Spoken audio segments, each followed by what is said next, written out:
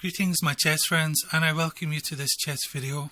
And because some of our chess friends have been requesting it, we'll do a video on the English opening, and in this particular video we'll cover the reverse Grandprix attack. It's a very good system for black to play against the English opening. If the white player doesn't know what he's doing, he can be subject to a ferocious attack. But the ideas are fairly simple and easy to assimilate. We play c4. Black plays probably the most principled of moves, e5. We play g3. Black plays knight to c6, getting a grip on the d4 square. We play bishop to g3 as we have done. Black plays the move f5. We play knight to c3, black plays knight to f6, and this is the beginning of the reverse Grandprix attack. And here we play the move d3. Now the reason we choose d3 over the move e3 is because Ivan Sokolov discovered that after the move e3, black has this seemingly amazing move d5. Now we have 3 white pieces trained on this square d5. Black has only 2. So what is his rationale? Well, simply after the move d5, we take, black takes, we retake. He has this amazing move knight to g4. And if you're a white player, you need to know what you're doing. You must play the move d3. If you play a move like d4, you're toast. Black will simply play a move like e4. Your bishop's entombed. You're going to lose this pawn anyhow. I mean, your position's just falling to bits already. And even many masters have been caught out by this. So you need to know to play the move d3 to cover the d3 square. Black retakes and his position is fine. He has a position that is akin to the Sicilian defence with reverse colours. So this is the reason why we don't play the move e3. Instead, we play the move d3, preparing, if black allows, to go into the Botvinnik system. If he plays a move like, for example, g6, we'll simply play e4, bishop g7, knight g to e2, and we're into a Botvinnik system that we've already covered, and we're good to go.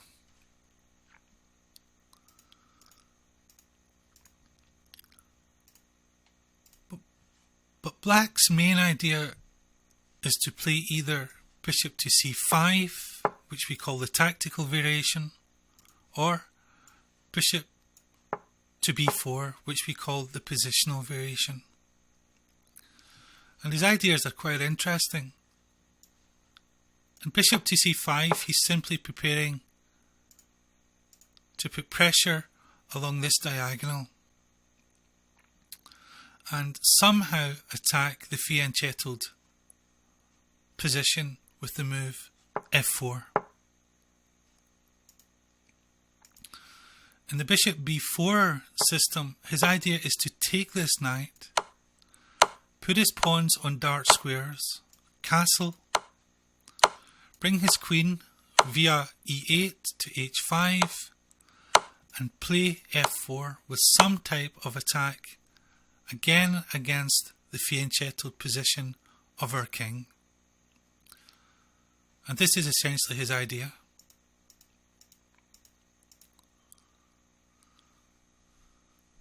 But they are not without drawbacks. For example, the bishop c5 line. Alyekin himself said the problem with this is is that after black locks his pawn chain and the bishop outside of that pawn chain, we can play e3, knight g to e2, and we can get tempo against this bishop. And black must waste a move like h6 to make luft for the bishop. And in the meantime, if he negates to do that, then we get the advantage of two bishops, or we get a ready-made queenside attack. If the bishop is on b4, we can play a3, the bishop goes back, b4, and we've got a ready-made queenside attack. So black's idea is aggressive, but it's not without drawbacks. So let's look at the main line. First of all, for the bishop c5 variation, which of course has been championed by none other than Robert James Fisher himself. Just let me put these pieces back, in fact. c4, e5, g3, knight c6, bishop g2, f5, knight c3, knight f6, d3 as we mentioned, it's probably best, and bishop to c5. And here our idea is simply to blunt the activity of this bishop here on c5, and we do that with the move e3. And if black wishes to make anything of this move bishop to c5, then essentially he needs to play the move f4. If he does something like castling, then we will simply go after this bishop. So for the sake of the video, we'll say that he plays the radical move f4, trying in a radical manner to open up the diagonal for his bishop. Well, here we simply play pawn takes, and he cannot of course play the move knight to g4 because we simply take the knight, so he plays the move d6.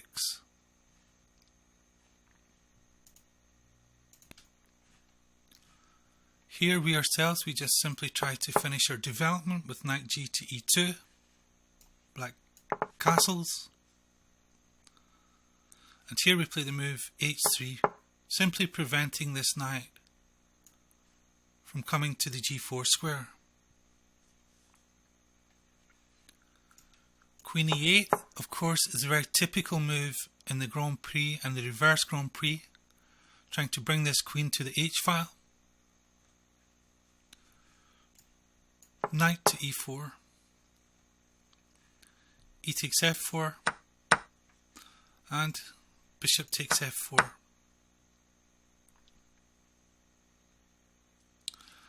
Knight takes e4, and here, instead of pawn takes, which is a little unclear, we simply take with the bishop. Bishop takes e4. And we're a pawn up, and it's not entirely clear what type of compensation black has for his sacrificed pawn. And this is the way we play it against bishop to c5 line. We block the bishop's diagonal. We take care of any types of moves aimed against the base of our fianchettoed position, the f2 square. And we simply say to black, okay, you've sacrificed a pawn on f4.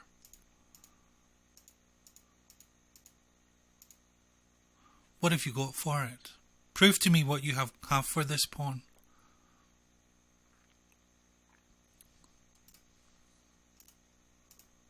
And completing our development, we're good to go. Now, I'll look after this video or this section a few games in this line, and there's some very interesting games with some very nice ideas in them. But before we do that, we'll look at the bishop to b4 line.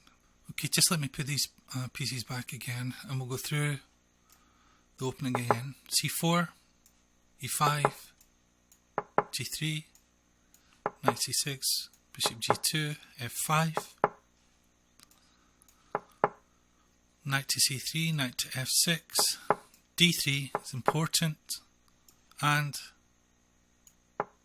bishop to b4, the so-called positional approach.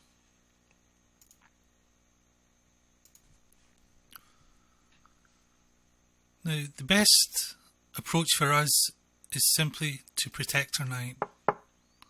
We don't want black doubling our pawns, although it can be argued that it gives us an open b file and control of the d4 square. It's hard to say if it's of immediate benefit. So we play bishop to d2. It's a good move, and we're waiting to see what black will do with this dark squared bishop. Black's idea is to castle. We play knight to f3, and black plays d6, locking his bishop outside of the pawn chain. We play castles, and here black has some rather interesting tries. I'll show you the games later, but he's tried this somewhat mysterious move here. He's tried h6, but probably the best move, and it's a little difficult to find, is this move here, a6. Because we are threatening, of course, to play a3 and hit this bishop on b4, asking it what it's doing on our territory. Well, what this move does is it provides luft for this bishop. So if we hit it with a3, it can simply retreat, and it will get a good diagonal along here. So this is the purpose of the move a6.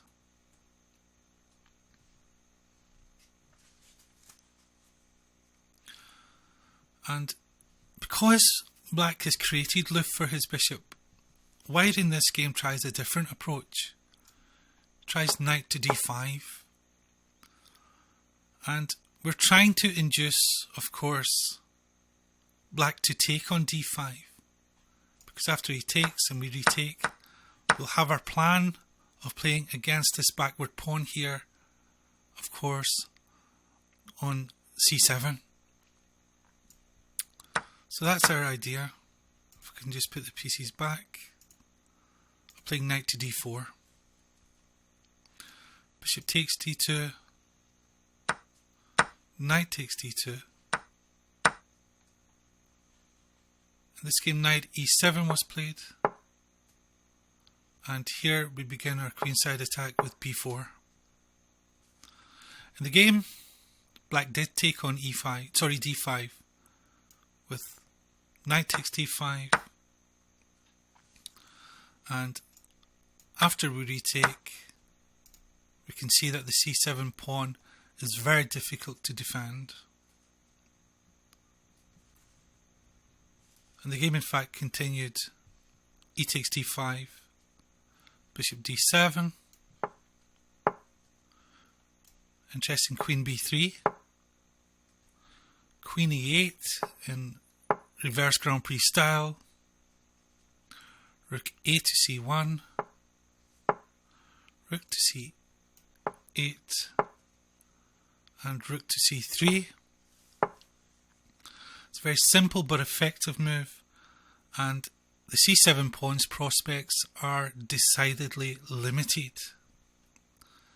The game continued with f4, rook f to c1, queen to h5, Look at that move. Bishop to f3 and queen to h6. And we have a ready-made target and plan against the c7 square. And we saw that in previous videos, particularly with regard to the Botvinnik system.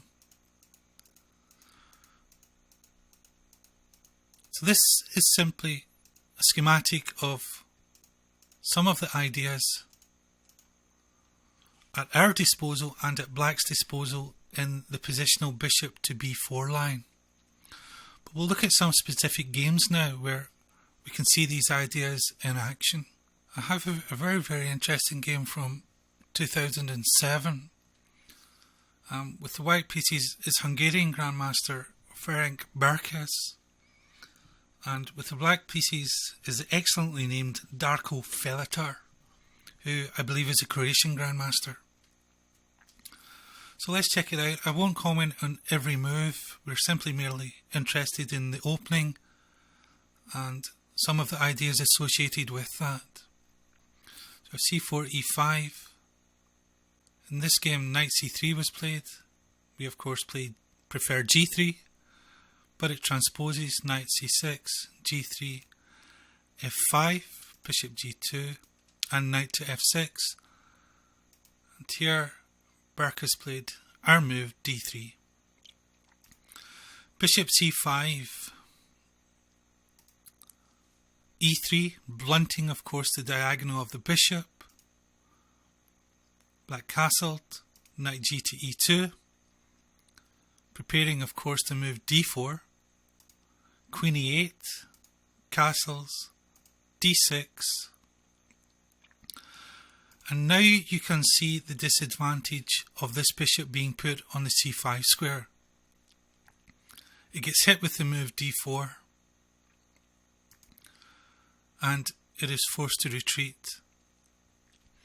And white goes after this bishop. Knight to a4, bishop to d7, and you can see the disadvantage of not playing a move like a6, creating some lift for this bishop. And of course, white can take it right away, but why? He simply improves his position with the move b3, because he can, quite frankly, take the bishop at any time. The bishop tries to escape with bishop to a5. a3, excellent move. Preparing, of course, to play b4. Going after the bishop. Knight to d8. D takes e5. D takes e. Knight to c5. Bishop comes to a good diagonal. f3, once again blunting the bishop. Bishop to b6, the knight retreats, a5, trying to save the bishop, and after this move c5, this bishop is essentially entombed, is buried alive. And it's a very, very instructional moment. If you get a chance, there is a very famous Capablanca game where he manages to entrap a bishop. And the result of it is that black is essentially a piece down on the king side, because this bishop has become entrapped on the queen side. And in Capablanca's game is excellent. It's very, very a vivid example of how to trap a bishop and then direct play to the opposite side of the board where the bishop has no influence. But of course I want to keep this video to a minimum, so I don't want to include the Capablanca game, but it's a very interesting concept that you should check out. b4, knight f7. I'll just go through the moves quickly because we've essentially covered the ideas in the opening.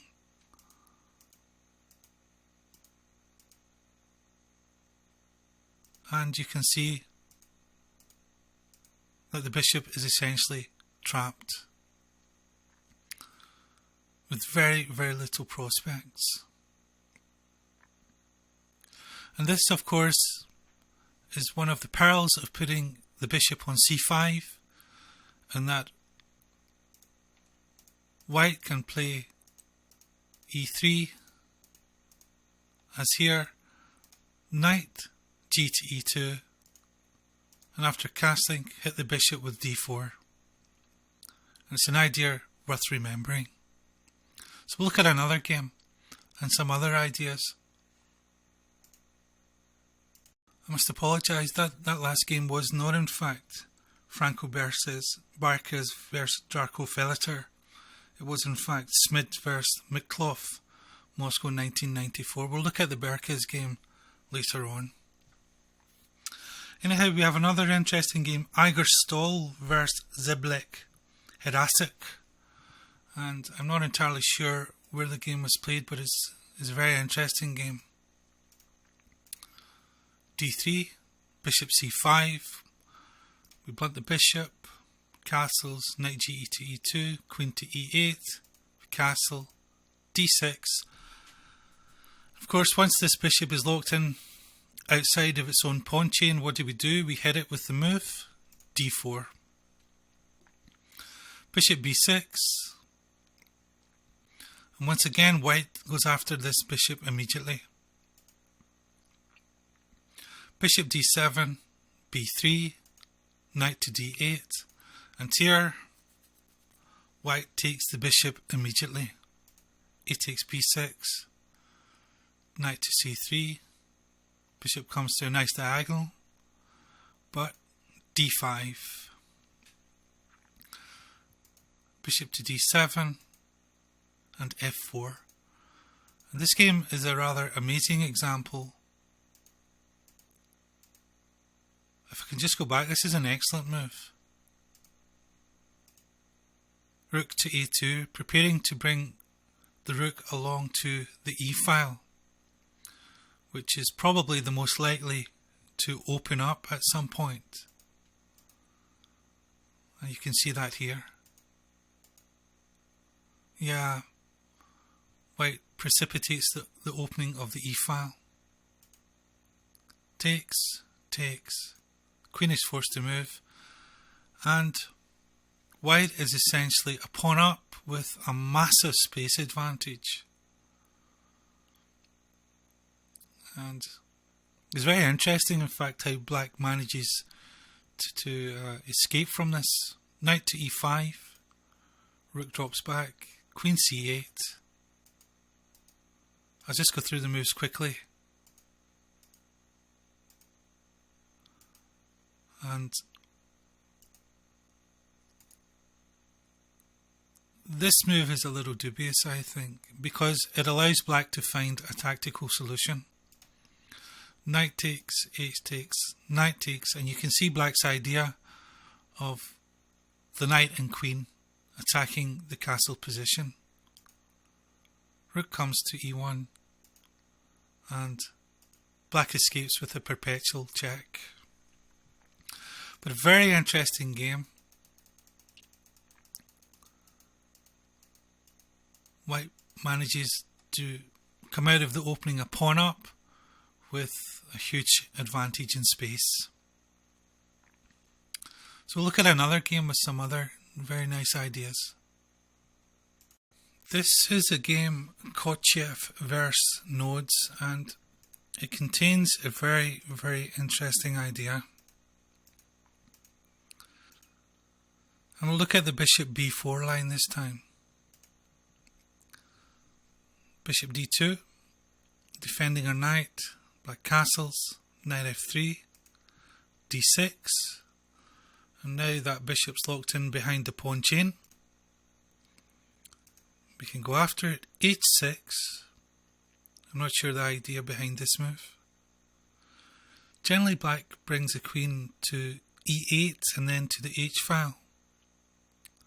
But okay, we take the bishop takes, we retake, and here's black's idea. He brings the queen to e8, b4, and the queen to h5, down to the h file.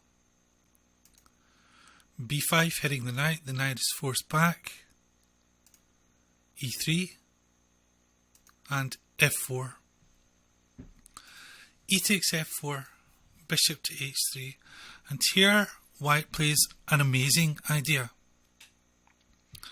His idea is to exchange his knight for 3 pawns and in the process absolutely kill black's attack stone dead. Check it out. Knight takes e5, bishop takes g2, queen takes h5, knight takes h5, king takes g2, d takes, and f takes. And white has given up his knight for 3 pawns, but he has killed black's attack absolutely stone dead. g5, d4, c6. And we'll just go through the moves quickly. Yep.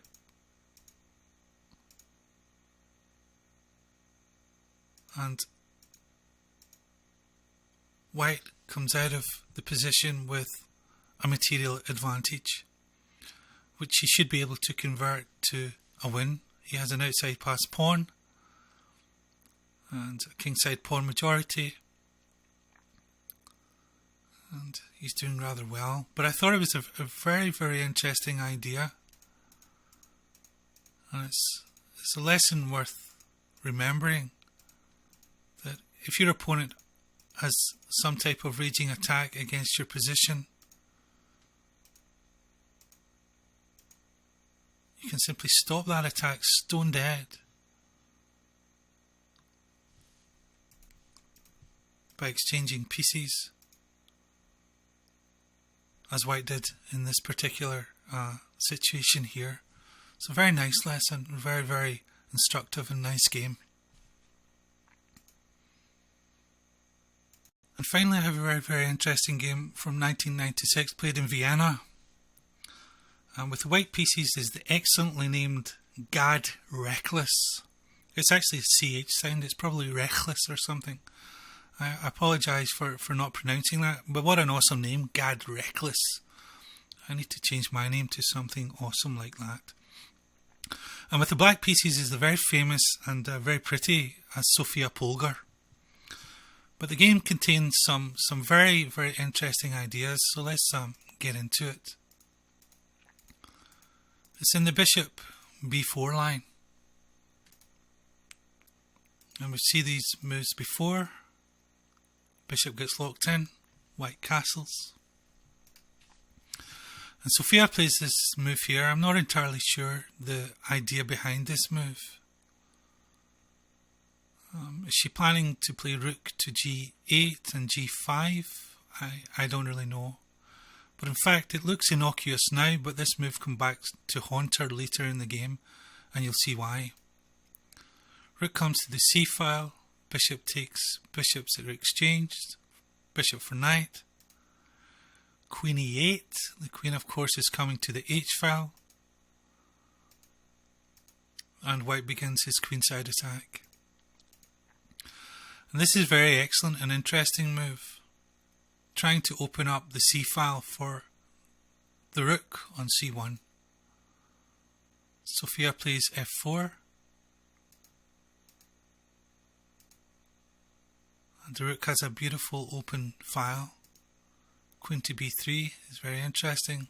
Queen tries to come to the center, but is pushed back.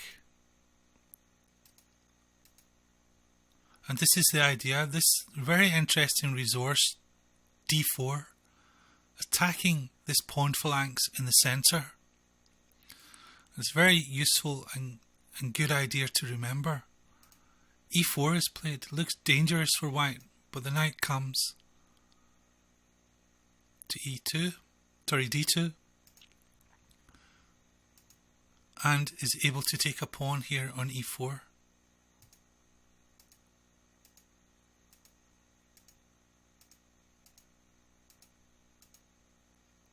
And look at these central pawns of white, they will prove absolutely decisive.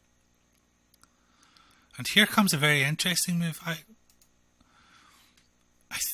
I mean, I don't really understand the rationale. I would have played e5 myself, but I think the idea is simply to give the queen access to the king side.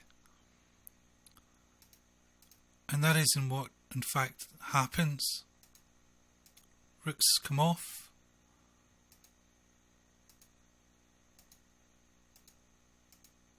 And look at these central pawns. They're marching forward.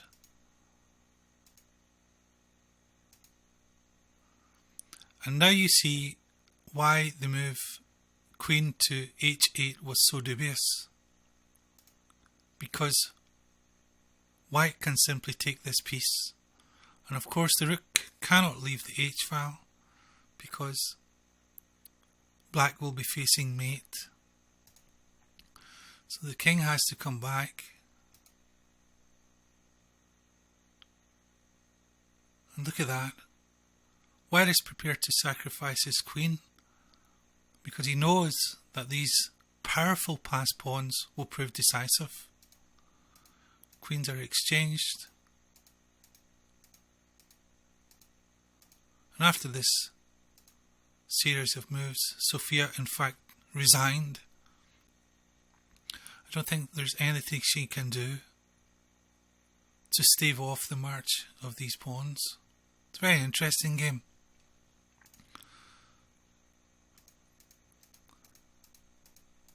The idea that we are interested in is, of course,